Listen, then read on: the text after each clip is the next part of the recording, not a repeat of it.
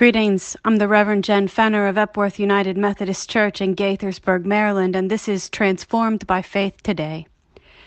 We continue in our series, Rest and Renewal in the Word of the Lord.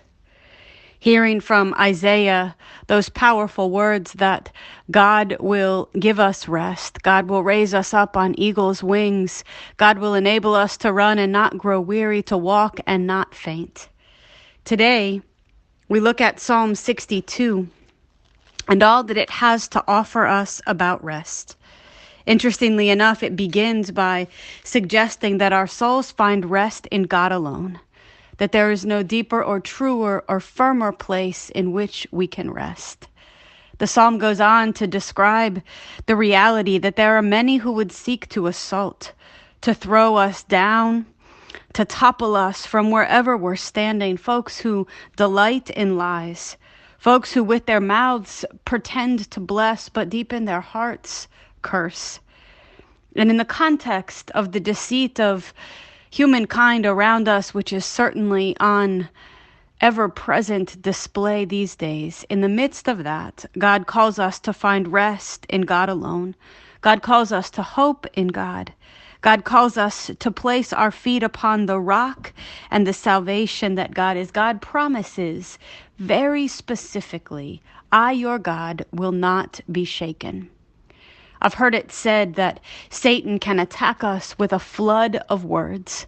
And I find that interesting that instead of images or voices that lead us down a different path, at times Satan comes with a deluge. Just 1,000 different words or thoughts or feelings or demands. And in that flood, God calls us to rest in Him. God calls us to believe that no matter how high the floodwaters rise, God will not be shaken. God goes on in Psalm 62, ending with the psalmist declaring, one thing God has spoken and two things have I heard, that you, O God, are strong and that you, O Lord, are loving. Today, I invite you to take rest in the truth that God is both strong, steady, unshaken, ever present, like rock, like a foundation that will not be moved. And second of all, that God is loving.